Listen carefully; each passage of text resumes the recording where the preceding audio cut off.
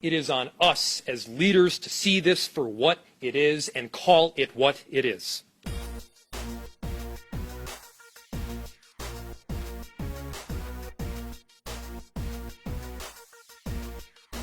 And I've wrestled with, more than anything else over the last 36 hours, one fundamental question. Why is the man who killed George Floyd not in jail?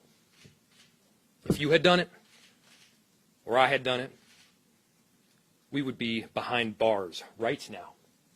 And I cannot come up with a good answer to that question. And so I'm calling on Hennepin County Attorney Mike Freeman to act on the evidence before him. I'm calling on him to charge the arresting officer in this case.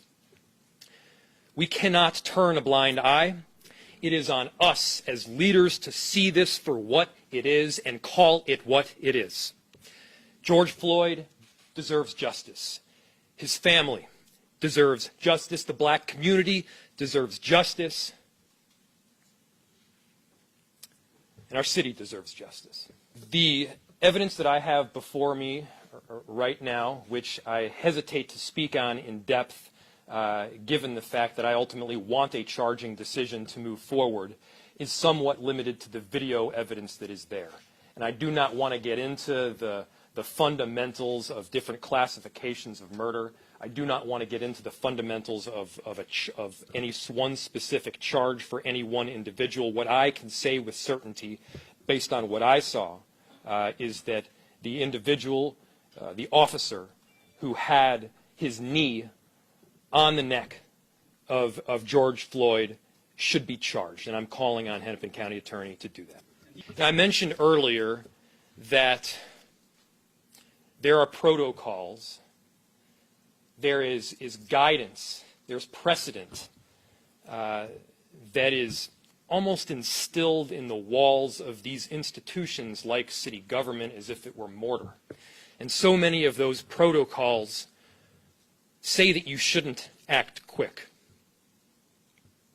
You shouldn't make a decisive decision. You shouldn't speak out. And they'll give you 1,000 reasons why that guidance is given.